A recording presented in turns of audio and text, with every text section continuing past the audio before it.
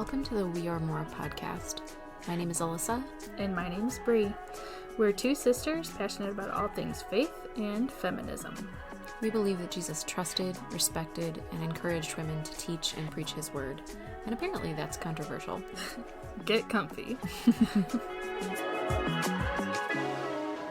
Hello, podcast listeners. Hello, fellow Poditians. That can't be right. I'm calling you that. That can't be right. Poditians. No. Piddle paddles. Oh, no, that's so much worse. Lily pods. I like that. It would be cuter if either of our names was Lily, but... Oh, yeah, that'd be cute. You know how some YouTubers, like, they pick a name for their audience. That'd be so cute, but we don't, our names don't, what do we do? The Poditians. I think I clarified that at the beginning. All right. Followers of Alyssa and Brianna of the We Are More podcast are classified as Poditians. Obviously. And I'll enter that into the internet. What part of the internet, exactly? The internet. So Mr. sorry. Google, Mrs. Google, Miss Google. Are you gonna, like, make an appointment? Google. Sure. I'll ask them. Okay. Well, now that you all know what you're called, you have a community now. Oh, you thought you had one before, but no. Okay, talking about community. This I already told you about this, but I'm gonna share with the Poditians. There is a brewery by us that I found out today. They host like a silent book club. I'm so excited about that this. The local library puts on. And so they get a bunch of people together. I don't know if they're all reading the same book or just reading whatever books they want, but they go to the brewery, they get themselves a little drink, and they don't talk to each other. They just read in silence. And that sounds great to me. It sounds like the best possible version of a book club. I love that. You drink, you read. Yeah. You're technically socializing, but you're not, though. Yeah. I love it. If you really wanted to make a friend, you could sit by them and not talk while they read their book. You can maybe ask, what book are you reading? Yeah. End of discussion. Yeah. I don't want to know anything more about it than the name. I don't want to know you. I don't want to know what you look like, who you are. Your cow. In fact, don't even tell me what book you read. Just show me the cover. and then turn away. Mm-hmm. I love it. I'm so excited. We definitely are doing this. It sounds great. I think that regardless of whether they're all trying to read the same book or not, we be rebels. Show up with whatever the crap book we feel like. Yeah. And just read. Just be like, oh no, I'm not part of the book club. I just came here to read. This is my spot. I don't come here only on the third Thursday. I come here every Thursday. Every Thursday. And every Wednesday. And every Tuesday. This is what's keeping me sane. I'm an alcoholic and addicted to books. I mean, sure. What do you call people that are addicted to books? Us. Ooh. Poditians. Are you all addicted to books? Because we certainly are. Yeah, we've made the transition into book addicts. Full addiction. That's all I ever want to do. This past weekend, I drove to the park. I did not get out of my car. It's cold in Michigan. I don't know if you know this right now, but it's like 50 degrees it's so and cold. Rainy. Mm-hmm. And it's mid-May. It's that cold that like seeps into your bones. Yeah. But yeah, I drove to the park. I cracked open the windows. I put on atmospheric music, meaning the soundtrack to Lord of the Rings. That's so weird. I don't like Lord of the Rings. She I just like the music. hates Lord of the Rings. And I read my book for an hour. Yeah, well, I went to a birthday party. And I went home. You did? After an hour. That sounds really nice. Actually, no, I stopped and got myself lunch. Our plans for this weekend also include books. I've found in the last, 2 days, 2 brand new bookstores that I'm so excited about. I don't know when, because this weekend is actually my anniversary, so we can't do it on Saturday. I didn't know. Frankly, I definitely forgot. But if you haven't figured it out yet, Nathan and I have definitely reversed, traditional roles. Nathan remembers everything, and I remember nothing. That's not just traditional roles. You just never remembered anything. No, I never remember anything. You have one of the worst memories without having dementia that I've ever seen, heard, or experienced. Well, thank you for that. You're welcome. But this Saturday is my 12th wedding anniversary, so we can't go on Saturday. Okay. But we could go on Friday or on Sunday.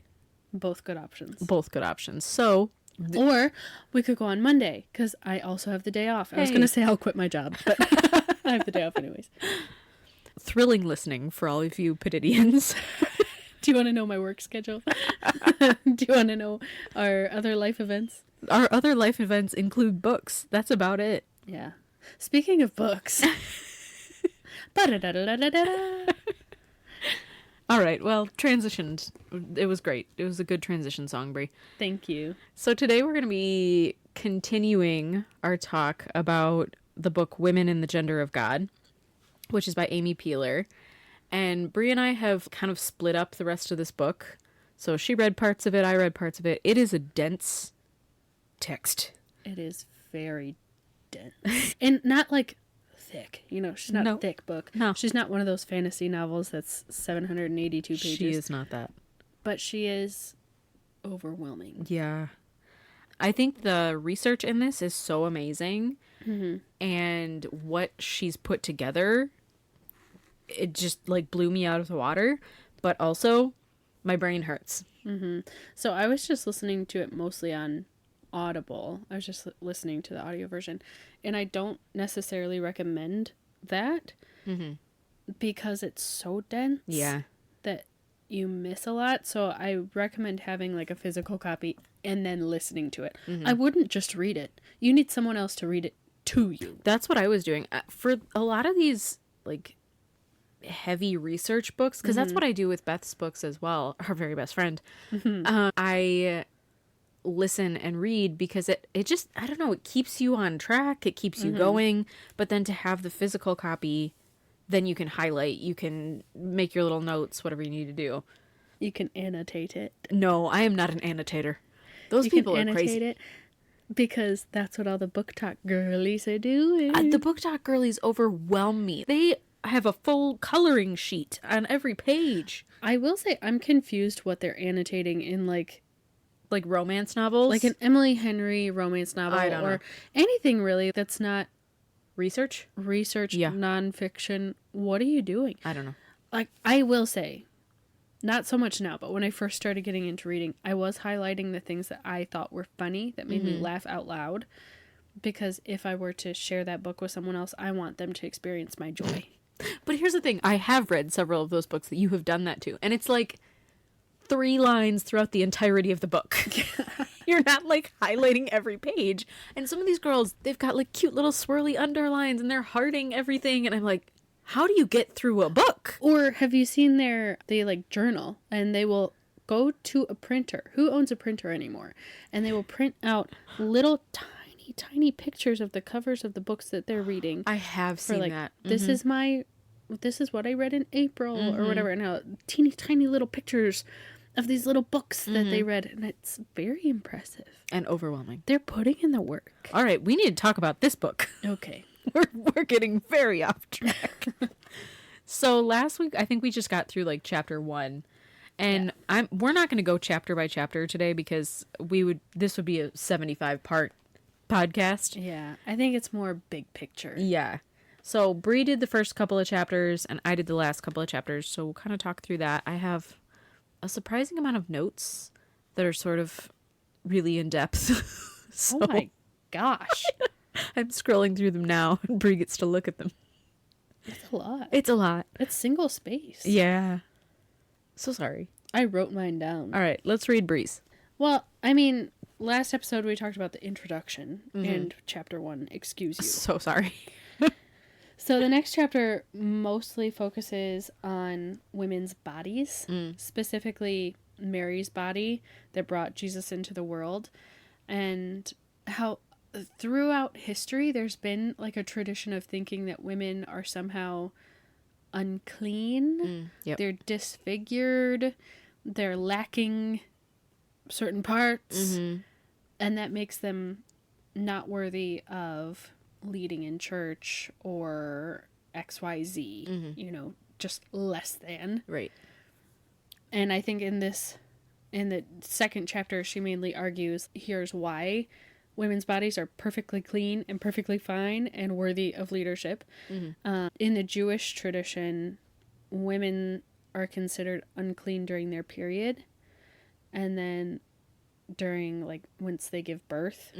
And I think there's a longer period of being considered unclean if you give birth to a girl. I think you're right. Compared to a boy. But during that period of uncleanliness, you're not allowed in the church, or like in the Jewish tradition, it would be the synagogue, right? So her argument is because Jesus was born from a woman and Jesus is God, he was with her during that whole time of her uncleanliness period. So there is no time that Jesus can be separated, or God can be separated from a woman. He wasn't afraid to be born of a woman. Yeah, we forget that God can do anything. And I think that makes it a little easier for us to explain it away, to be like, well, I mean, Jesus had to get to us somehow, so of course he was born from a woman, because being born from a man would be tough. But God can do anything. But God could have just magicked him here. Like, he didn't need to be born. He could be in an egg, in a cave. Probably not that. I mean, I suppose anything, but... No, but, like, he could have just, poof! You know, like, he spoke the whole world into existence. You're telling me he can't speak Jesus onto the planet? Like, I think he could handle that. And, yeah, so the choice to have Mary be involved, to have her be this critical part of Jesus' story. Of bringing God to earth so that he could complete his mission, so that we could have access to God. Right. I think that's huge, to give that responsibility solely to a young woman. I mean, she was probably like a young teenage girl. Like, yeah, I think we did a whole episode on her. We at one did, point. yeah. She's, yeah. Young very teens. Young. And then she goes on to talk about how some people think that women can't, I'm trying to find the words, like, give Eucharist. Oh, yeah. Yep. So that's when, for those of you out there that aren't familiar with churchy terms, it's communion, but that word in particular is usually used in the Catholic Church. Like, the Eucharist is the body and blood of Christ. So it's represented through, like, bread and juice, or bread and wine. Wine, right. Unleavened bread. Yeah. And usually that's, like, in the Catholic tradition, it's only given by the priest. In Protestant Christian circles, it's not as, like, regulated, I think, as in the Catholic world, but it still generally is, like, prayed over by the pastor and whatever. And so if your church doesn't have female pastors, then it would be the same concept, that women cannot. And she was saying, like, why wouldn't they be able to do that when literally the body and blood of Christ came from a woman? She fed him, she birthed him, she clothed him, spent so much time with him. Of course, a woman would be able to do anything else that a man could do, because God trusted this woman with his physical body. I think in our Mary episode, we talked about how, like, as Christians, we tend to be afraid of talking about the real birth experience that would have happened for Mary and for Jesus. And we gloss over it like, oh, it was this perfect situation and she had no pain and whatever. Woman gave birth in, not a barn, we talked about that, but like amongst animals, and she was giving birth without any pain medications. Those of you who have had children, you know, even if you had pain medications, you had a while before them. So, like, you know, we don't want to talk about that, like, nitty gritty of it. And I think it does play into this too, where the nitty gritty of it makes it very woman-centric. It really focuses on Mary as a person instead of glazing over Mary and talking about the wise men and the shepherds who likely would have been men. Like, kind of like skipping her part of the story. Well, like, around Christmas time, I don't know if, like, whitewash is the right word, but we just make the story so clean. You know, the story just seems so more simple than getting into the nitty gritty. Like, she was pregnant and riding a camel, Right. or maybe a camel. I don't know. I wasn't whatever. there. But in the desert, in the heat, and also of the time, like,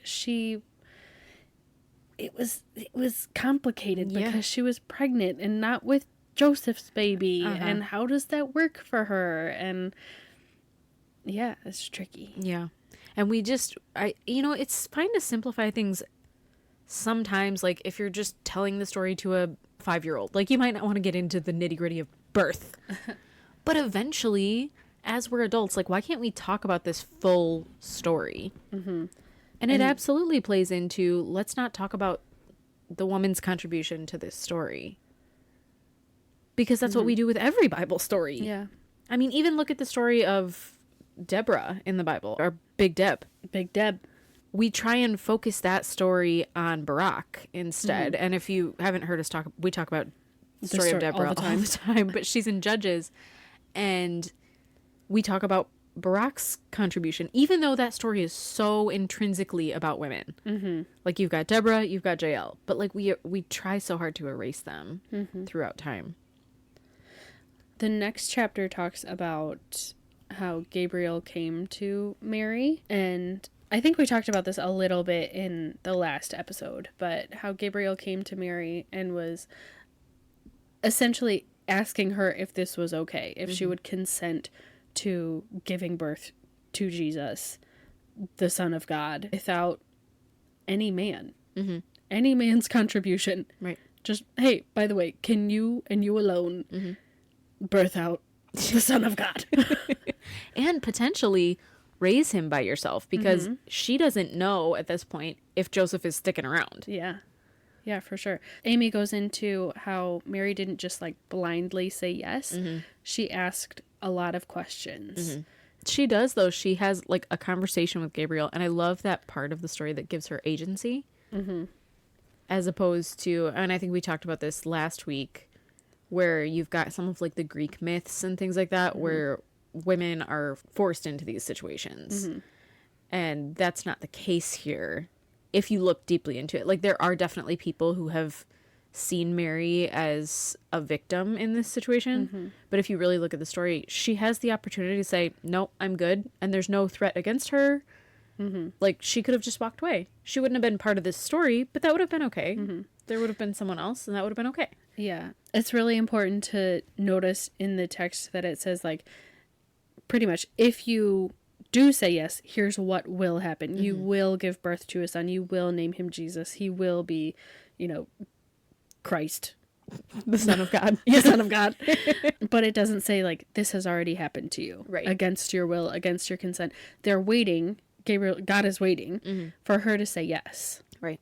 And then once she says yes, then that happens. But he doesn't just do things to her without her consent and her willingness. And this is kind of an offshoot on that. But what I like about that is this concept of like, I don't know about you guys, but I grew up in churches where it was like, God has a perfect plan for you. And the moment that you step off the path, you're on the wrong path and you can never get back to the main path, and screw you, actually. And that was always really hard for me, because I was like, my gosh, I have to make every decision the right way. And if I don't, I'm off the path. Like, I'm not like a little Red Riding Hood. You're picking your flowers while your grandma's getting eaten. Exactly. That's exactly it. But this story shows me that there's not just one perfect path. Mary said yes, and so that was the path that she went on. And that might have been like a great path for her. But if she had said no, God wouldn't have left her. He wouldn't have said, well, you didn't do what I wanted you to do, so see you bye, and you're going to be forever cursed. No, she could have said no and married Joseph still and lived her own life. I think that's super important to realize, like, God gave us free will. And he's going to work with our free will. Right. So it's not just one path. There's not one ultimate ending that we're trying to get to other than heaven. But, like, we have agency. We could pick yes or no, and he's going to continue to work with us. Yeah. So if she would have said no, her life would have still had value and purpose. It would have been different, but he still would have worked with her. Right. And I think the conservative Christian church, as at least the ones that I grew up in, it's almost as though, like, God gave you free will, but he's going to punish you for it. God gave you free will, but if you exercise any sort of free will, then he's going to leave you out in the dust. No, God gave you free will, and God will understand when you make different decisions. And not everything is right or wrong. Not everything is good or bad. And also, God isn't working on our timeline. Mm-hmm. He can see all of the answers that you could possibly decide Mm-hmm. at once. He's seeing your end game and your beginning and your middle all at one time. So yes, he knows what is going to happen to you, but you still get to make those decisions. Mm-hmm. Yeah, I never, like, literally until this moment, I hadn't kind of thought that through, because I've always had that thought in my head of, like, there's a perfect path, and I don't agree with it anymore, but it's always, you know, that little thing in your head, Yeah.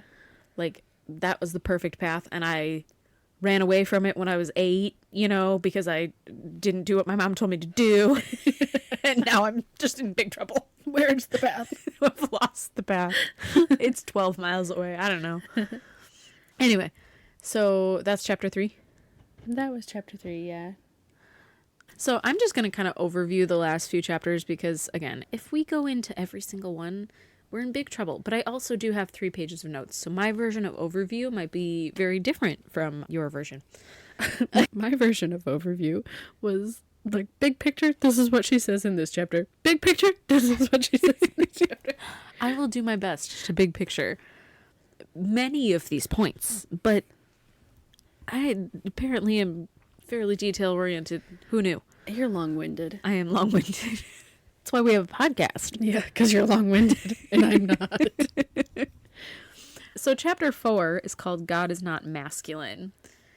She talks a little bit about what masculine looks like, and some different philosophers and some different biblical scholars, if you want to call them that, or big name pastors.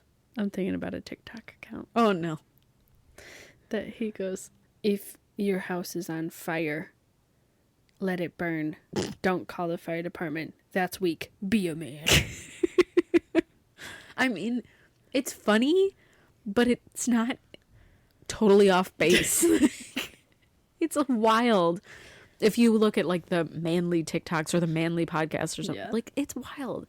So she talks about how most biblical scholars don't believe that God would be traditionally male. We've talked about that. We talked through that in the last episode as well.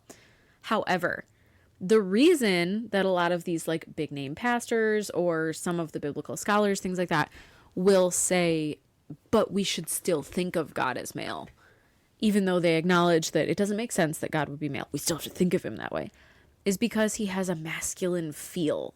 That comes from John Piper. God has a masculine feel. And so she goes into kind of why they might say that. And part of that is what you were talking about, how like historically in ancient traditions, women's bodies were viewed as messed up. Beth Allison Barr goes into that in her first book, The Making of Biblical Womanhood. Like, literally, historically, they thought that women were missing a piece. And so, therefore, they're wrong. Yeah, like we were deformed men. Yeah. Yeah. So she says that in this case, it's like women were viewed as passive and men were viewed as active, like they acted upon things. And therefore, because God is, you know, someone that acts upon things, that created the world, that put all these things into motion, that means that he has a masculine feel. Oh. They also thought that men were more naturally inclined. And I say thought, this is like still a belief. Like you would still hear this. It was thought that men were more naturally inclined to reason, justice, self-control, wisdom, and courage. And women were mentally weak. Women are just, we can barely turn our heads to breathe. It seems that way. And so in the world where this is true, this is not our world where it's true, but if you really believe this crap, then it does kind of make sense that God has a masculine feel. Because think of the flip side. If men are more inclined to reason, women are more inclined to, chaos? Like lack of thought? Or not inclined to justice, inclined to passiveness, things like that. Well, I think men stereotypically think they're more inclined to power. And that to them equals God. Yeah. So God and power must equal man. And that is definitely a huge thing that she talks about. She talks about how it's a myth and it doesn't make any sense. Like we can look at now now that women have more agency, now that women have the ability to move past the men in their lives, Yeah. See ya. we can see that that's not the case, that it was that women were being oppressed. Mm-hmm. And so, of course, you were going to see them as weak because you knocked them down to the ground. Yeah, you told them that their God-given calling was a lie and that they shouldn't pursue anything more than what benefited them the most. Right. She talks about how even though clearly this is all insane and a myth, it still holds because to this day, Yeah. men still think of themselves like this. Now, it might not be said exactly like that. It's going to be said in a different way because I've heard so many times, well, it's not that one gender is in power over the other. It's just that their callings are different. That's what they'll say to be politically correct now, but it boils down to this.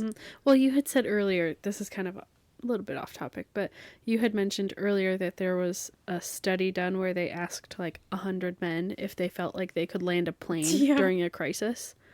And how many said yes? I don't remember the exact percentage, but it was like an overwhelming majority of the men said, absolutely, yes, I could land a plane. And then they asked the same question to women, and like 93% said no. Yeah, like obviously no. Clearly no. Because I'm realistic. Right. And I know that I can't. I think just so many men are conditioned to be delusional. Mm-hmm. You're not going to be able to land that plane. You can barely drive a car without getting angry. You're not going to be able to land a plane. But men are conditioned to believe that they can do anything, whereas women are not. She talks about how God is the source of life. Mm-hmm. And we talked about that in the last episode about how, yes, technically God supplied the male part of making Jesus, but that he could have just as easily supplied the female aspect to it. Like it wasn't, one over the other. And then she said, because masculinity is a concept that's projected upon God, not that God is, but because we've projected it upon him. We've given him these attributes and not these attributes. We've given him stereotypically masculine things, and we've taken away the stereotypically feminine things. And it's not found in the text. That becomes dangerous to everyone, and people suffer because of it. Not just women suffer, men suffer too. Yeah. Because imagine being told, and I mean, I'm saying imagine, if we have any male listeners out there, I'm not sure how many we have. Men? But if we do, I'm sure you've felt this, where you have to be all of those attributes that I listed before, because that's what God is, and God isn't sensitive. God isn't like all of these stereotypically feminine things. What a tremendous amount of pressure to be told that you have to be not emotional. You can't show any emotions. You have to provide 100%. You can't show any sign of weakness and not be supported in any way by your partner or by anybody. I just think it's unrealistic and exhausting. Yeah.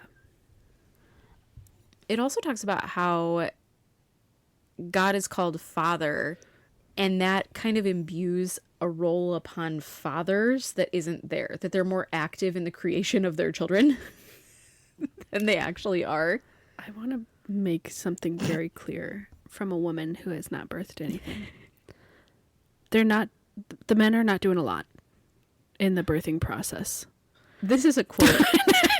You just stayed silent for too long. Know how to handle that. This book gets a little awkward because she's really intently talking about like the conception of Jesus. Yeah. It gets uncomfy. Yeah, she talks about the viscosity of different fluids for a while.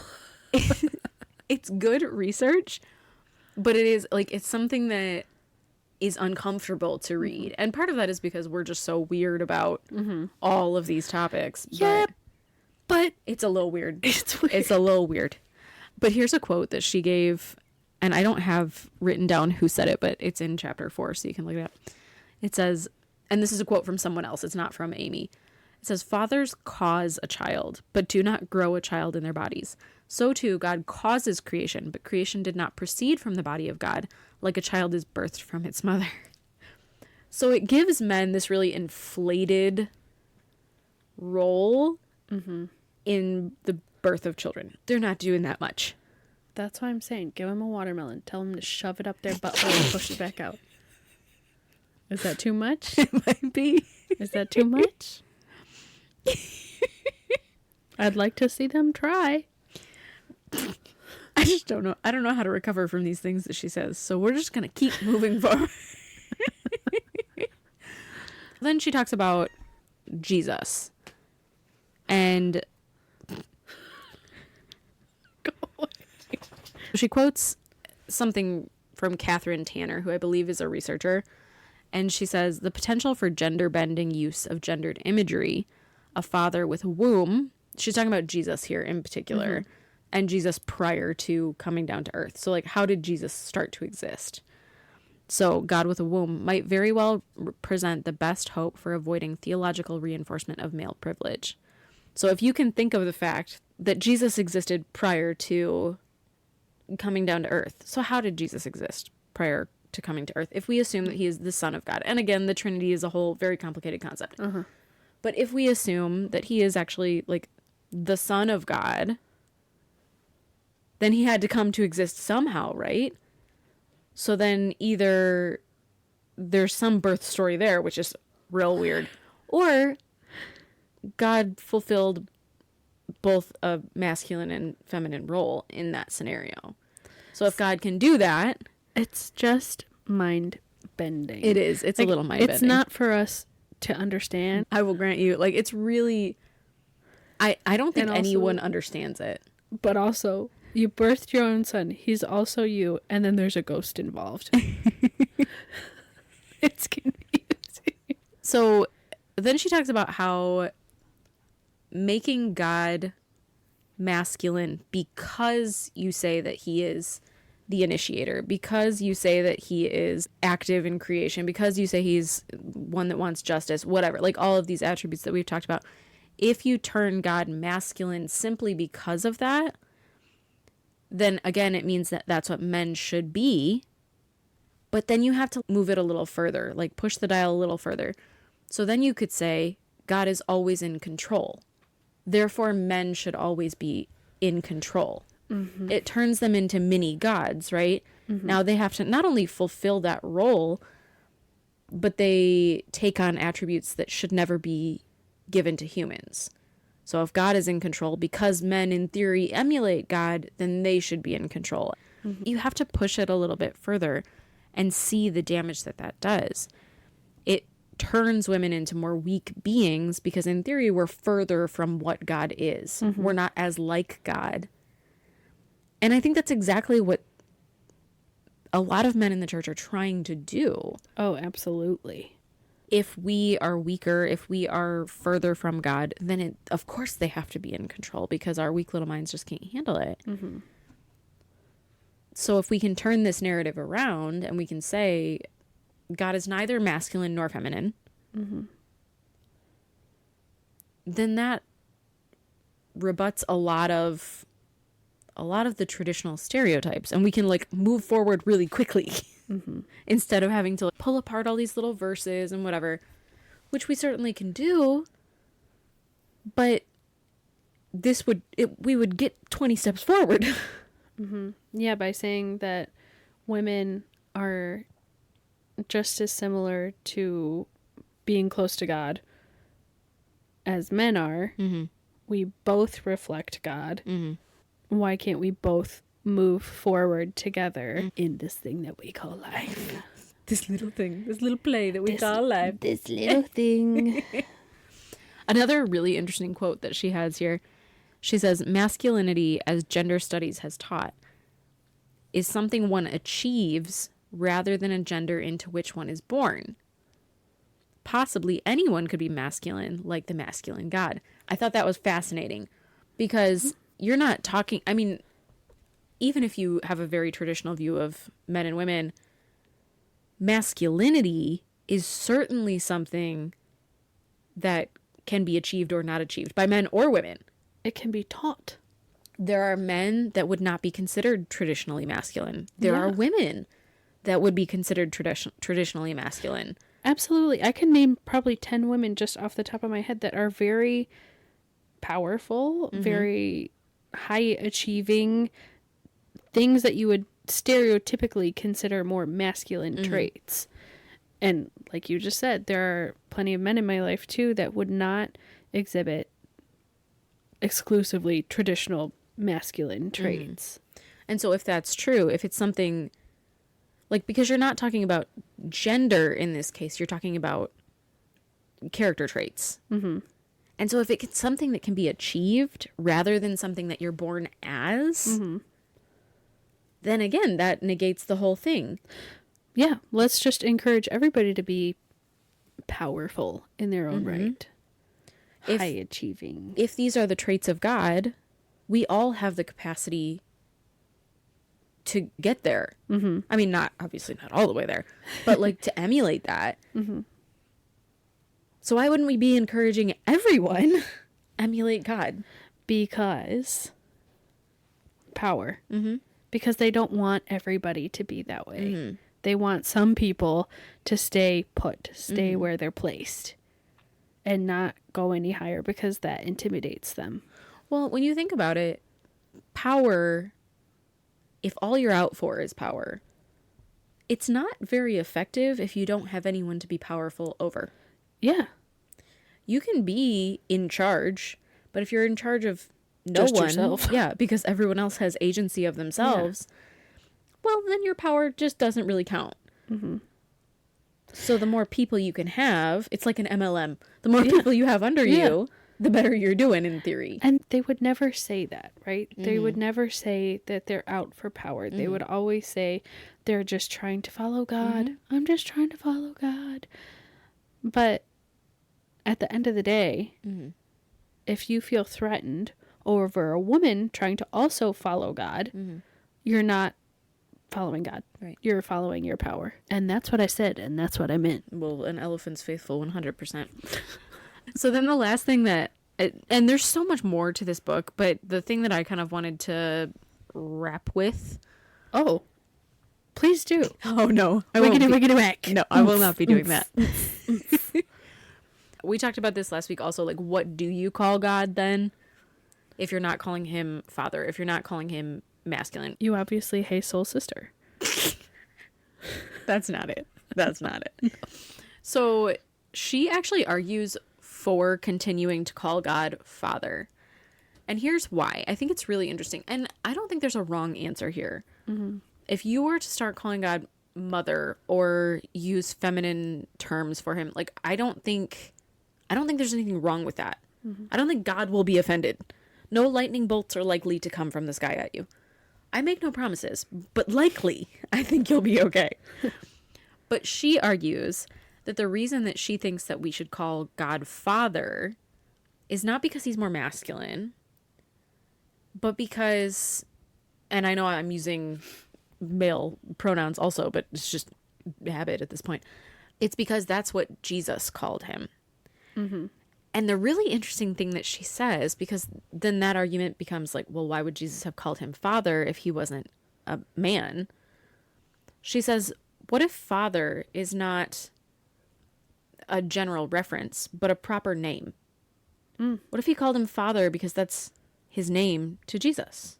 And then she also talked about how Jesus has a mother, right? Like, Mary is his biological mother. Mm-hmm.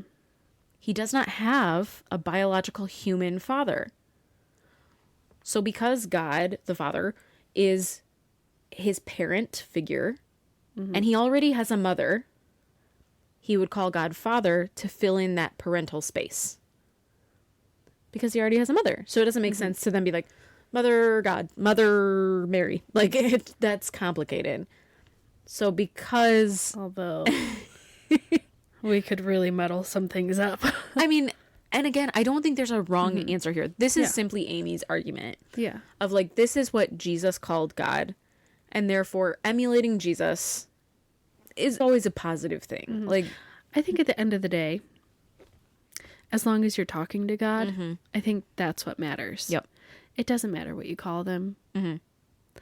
And if you're talking to God in love, in anger, in frustration, in awe, all of those are acceptable because you're talking to God. Right. Yeah, I think getting wrapped up in God is one gender or the other in your personal life, it adds a level of complication you don't need. I think it's just so much simpler to be like, it's just God. Mm-hmm. It's just God. They're big. They're strong. Personally, I love the idea of thinking of God as sometimes father and sometimes mother. Like, that works really well in my mind because, like we said last week, like, I can relate to God on a different level if I can see him with traits that look like mine. Mm-hmm. You know, if the God above that created the world also looks like me, which is a gift that women have so often not been given, then that totally changes my relationship with my creator. And also we look at like single parents, right? There's a lot of times where single parents have to fulfill both father and mother roles. And there's plenty of them out there that do that very successfully. And you wouldn't call them weak because of that, because they fulfill more feminine roles and masculine roles, however it works out. It's just reflective of the way that God takes care of us. They're just taking care of needs. Yeah, this whole book opened my eyes to a lot of things because we grew up in such a conservative space and really often still find ourselves in such conservative spaces, even though we really try not to. It was just never presented to me that I could have attributes that God had. And I wonder what it would have been like to be a man, you know, like that. There's a part of me that wonders that. And just to be told that you look like God, that physically you look like God, that your attributes look like God's, that, and maybe it's not easier. I don't know. I'm sitting here and I see what I can see from here. But to me, it just seems like starting the race 10 feet in front of everybody else. And I think that's something I'm hoping is going to get better with time. Because, you know, back in the day, it's cultural, right? Everything, patriarchal culture passed down throughout time.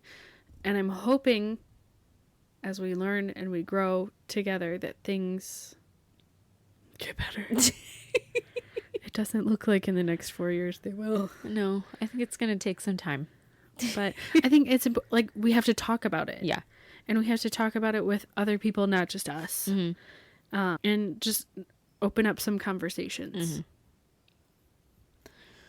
So on that lovely note, I really would recommend reading this book. Again, like, take a lot of time with it. Give yourself so much grace when you read this book because it's going to take a lot out of you. But it's called Women and the Gender of God by Amy Peeler. And I think I got it from Baker Bookhouse, but you can get it on Amazon as well. Next week, so we'll be talking about some current events, some stuff that's going on, some TikToks Brie watches. I'm always on TikTok. Always on. You know what? Maybe we'll talk about some books that we're reading. Maybe that would be unwise. Would you guys like that? I'm on book 47 or 48, I think, for the year. I do nothing else.